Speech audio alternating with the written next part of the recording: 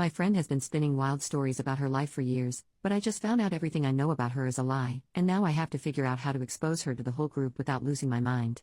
This all came to light after I, 24 female, tried to do something nice for my friend who I'll call Jessie, 21 female.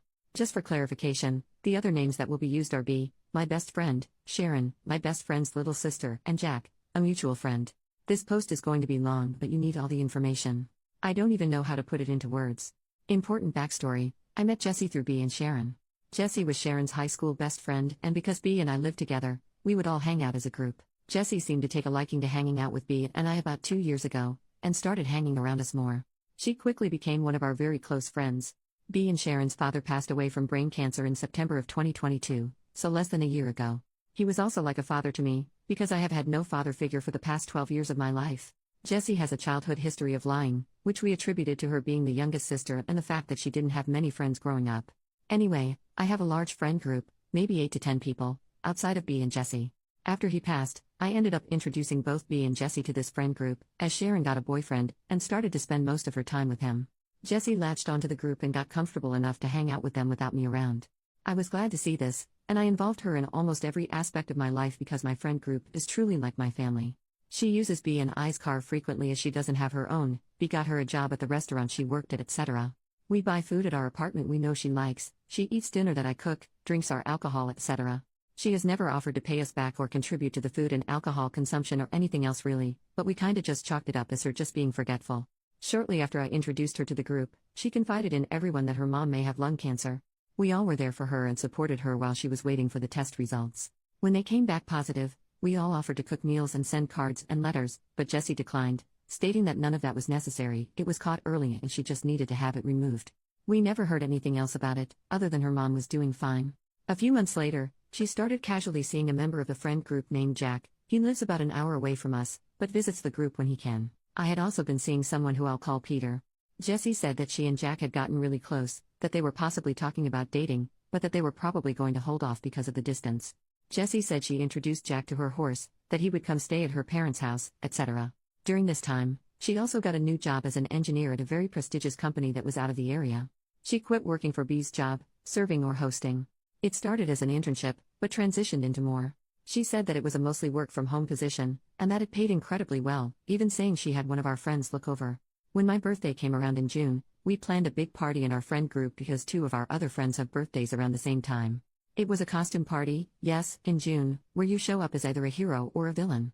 About 2 hours before the party was supposed to start, Jessie texted me saying her mother had tried to off herself and was in the hospital, but that Jessie was still going to try and come to the party, just without a costume. I was very understanding. When she arrived, she took me and some of my other close friends into a private room away from the party and explained in detail what happened, that she was the one who found her mom, she had to call 911, it was very traumatic, etc. Everyone still had fun, but it took a lot of joy away from the party. At the time, I was trying not to be upset or selfish because I knew that her mom was important to her and that all of our friends were here, so she didn't really have anywhere else to go. Right after my birthday, I found out that Peter was manipulating me and everyone else in my friend group into thinking he wanted a relationship with me, told me he wanted me to move cross-country with him, etc., only to find out that that was all a lie and he was using me for emotional intimacy. While I was going through this, Jessie was saying that Jack was doing the exact same thing to her. We sat on the couch and grieved together. I was sad for her. She dragged his name through the mud in our friend group, but continued to say she was seeing him casually or just for love-making now without any emotional involvement.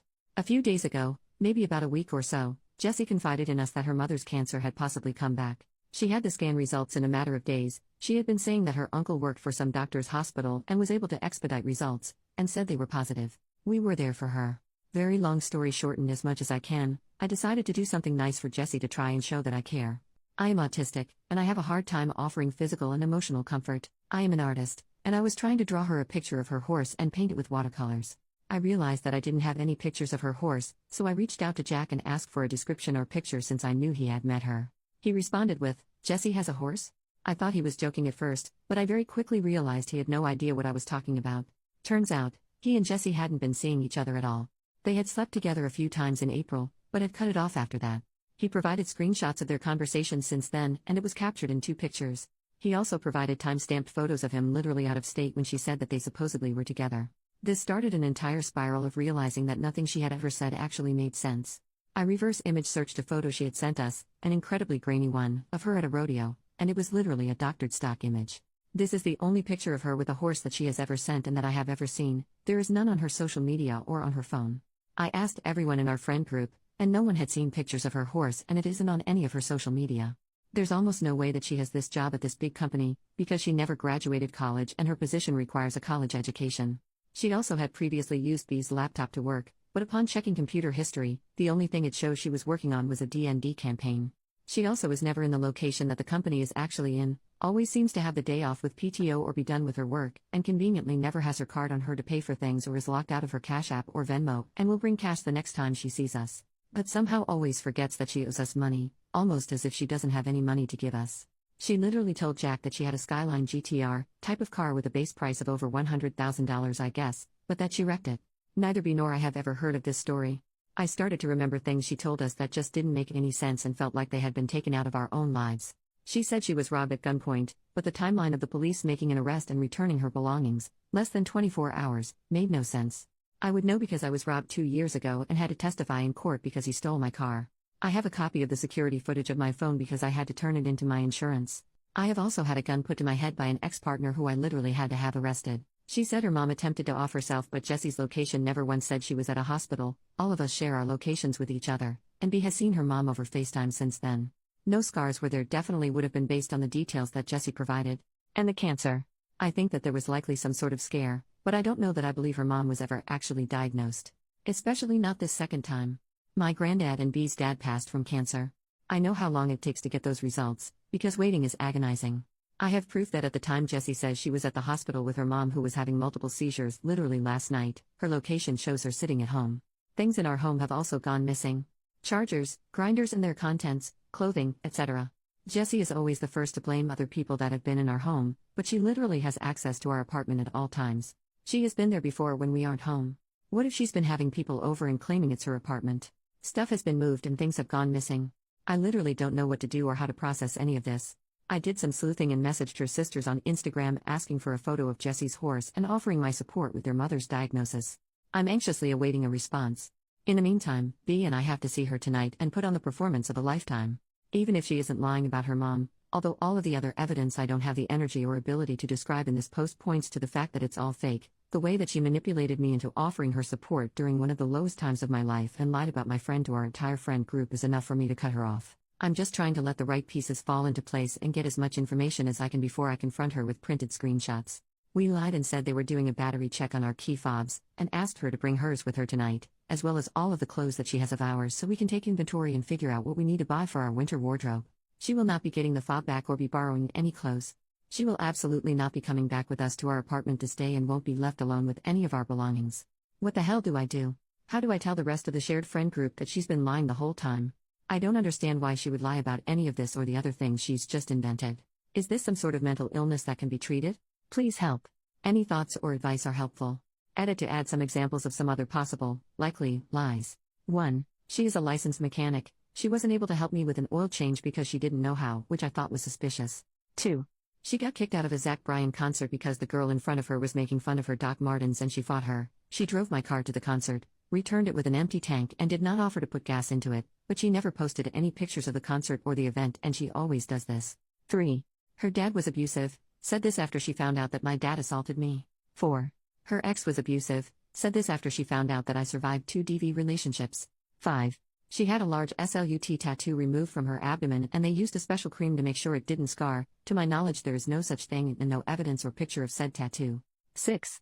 Jack gave her a Patagonia jacket to keep and remember him by while he wasn't with her because it didn't fit him right. He denied this and says that he accidentally left it in her car when she gave him a ride to a bar and used to wear it every day for work. 7. She had an abortion at 6 to 7 months, said this after she found out about my abortion due to the DV situation I was in, claimed it was for the same reason. 8. Said she vacuumed B's floor after staying in our house for 5 days. She has psoriasis and sheds all over the house. The vacuum was in the exact same spot that it was when I had last used it the day prior in the living room, and when B swept the floor, it wasn't clean at all. There were flakes literally everywhere. There are so many more, but I am already blown away by this. My brain is literally mush at this point. Update 10 days later, so B, Sharon, and I took Jessie out to a Mexican restaurant, and waited until she ordered her food and drink before we started the official intervention. She has a nasty habit of leaving her wallet at home or getting locked out of her bank account, Venmo, or Cash App, so we had all agreed not to cover any part of her tab and to turn her information over to the server or manager if she tried to dine and dash. She was supposed to bring my pair of shorts, as well as a $50 bill to pay me back from buying her Barbenheimer tickets, plus the shared alcohol we pre-gamed with as a group. As soon as she sat down, she was going in on how stressful her day at work was and how she had screwed up something major in the company's budget, etc. We had to straight-faced listen without letting on that we knew it was all bull crap, one of the hardest things I've ever had to do.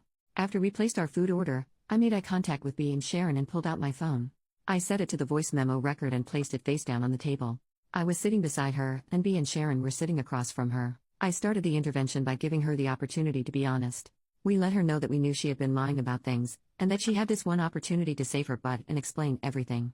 She said she had no idea what we were talking about, and pretended to think back on everything, saying she couldn't think of anything we were talking about. I asked her if she needed any assistance, and she said yes. I pulled out a screenshot of the blueprint she had sent us claiming to be her work. Right as I put it on the table, she said, "Oh, that." And then the food came out. She made a big show of hiding the printout from the servers. After the server walked away, I asked her to bring out the blueprints because they weren't classified. She tried to say she uses templates for her job, but I told her that we knew that wasn't what it was. She then said, "Okay, so these are from NASA," and I immediately cut her off and said, "Try again." And it just went to crap from there. She just tried to double down the entire time, and Sharon, B, or I would have to stop her and Satam, "No, that's not true," or almost there. We were in the restaurant for 3 hours, recording for 2 of the 3. I'll give you some of the highlights. 1. Tried to say that her location showed she was home every time she said she was at the hospital with her mom because she could switch whose location her Apple account showed her Find My Friends. I asked her to show me how to do it, and she couldn't. 2. Tried to say that her family had to sell the farm for cancer treatments, but that it wasn't as big as she had said it was. I asked for pictures or an address to the farm, and she couldn't provide this. Eventually tried to say that her family sold the farm a year ago, but couldn't provide any information. 3. Tried to say that she did actually work for this big company, but that she was just a paid intern. When I showed her the job listing from the company website, proving it was 100% on-site, and that she didn't have the required experience, she had nothing to say. 4. Her mom never tried to hurt herself, she was just really sad. 5. Finally came clean and said she was using drugs again, meaning every time she was driving B or I's car for a work meeting or business trip, she was just buying substances. This explains some of the lies, as she was using them for a cover, but there were just other things she lied about for literally no reason. This also explains the missing cash, clothes, and items around our apartment. If she didn't have a job, she was likely selling or trading our stuff. While this is very sad, my sister and ex-partner were both addicted to several substances. It's not an excuse for her behavior or manipulation. After a while, she came through about some stuff, but not everything. We plan to talk to her family this weekend about our concerns for her mental health and substances use. She tried to say she had already told them about everything. But who would let their 21-year-old daughter take their car 20 minutes away to go get margaritas with her friends after coming clean to them about addiction and manipulation? I really think Jessie thinks we're stupid. When we got the bills for our dinners, her meal and drink was $16 and she only brought $18 in ones, meaning she tipped freaking $2. She was going over to a mutual friend's house, we'll call him Calvin. I don't think I included this in my original post. Jessie has been trying to romantically pursue Calvin, and we told her that she needed to tell him the truth by midnight that night, as well as come clean to the rest of the friend group about everything, or else we would do it for her. Lo and behold, she continued to try and lie to him, telling him half-truths, leaving things out, and other times still flat-out lying.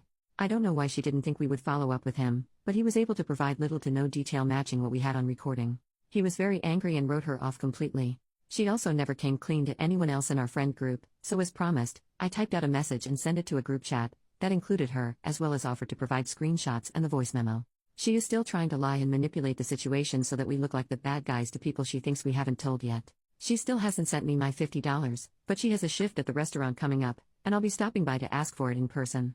I've been sending her daily reminder texts and have received no response. Sorry for the long update. It has truly been a wild, wild week.